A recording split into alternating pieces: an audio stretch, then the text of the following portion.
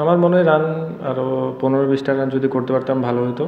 But আমরা যেভাবে plan করছি বোলিং অনুযায়ী, ওই প্ল্যান অনুযায়ী করতে পারিনি। বোলিংটা যদি ওই প্ল্যান অনুযায়ী করতে পারতাম তাহলে আর একটু বেটার হতো আর কি। ক্যাচগুলো ধরলে হয়তো বা বিজয় ভাই আর্লি আউট হয়ে যেত, বাট রাব্বি ভাই হয়তো ক্যারি করতে পারেনি, এটা ভালো দিক ছিল আমাদের।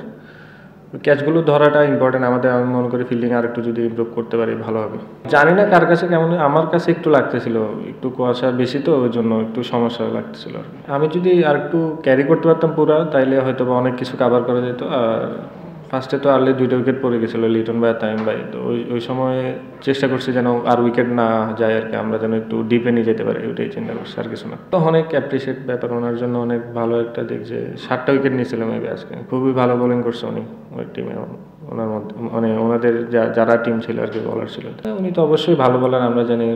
লাস্ট আপনি T20 বলেন বা ওয়ানডে টেস্ট যেখানে খেলছে উনি ভালো খেলছে। তো আজকেও খুবই ভালো বোলিং করছে, ওনাকে অ্যাপ্রিসিয়েট দিতে হবে। যে এমন না যে উনি হয়তো আমরা উইকেট অনেকগুলো দিয়ে আসছে, উনি অনেকগুলো উইকেট নিয়েছে। লিটন ভাই বলেন, তানজিদ তামিম যেটাই বলেন, অনেক ভালো বোলিং করছে আসলে।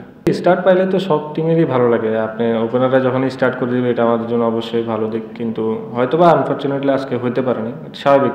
প্রতিদিন একটা ব্যাটসম্যান ভালো তো খেলবে না, এটা একটা জিনিস আর কি। তো ওইটা সমস্যা না, আমি আর ওইয়া কাভার করছিলাম আর একটা আমাদের ফরেনার যা ছিল আর কি।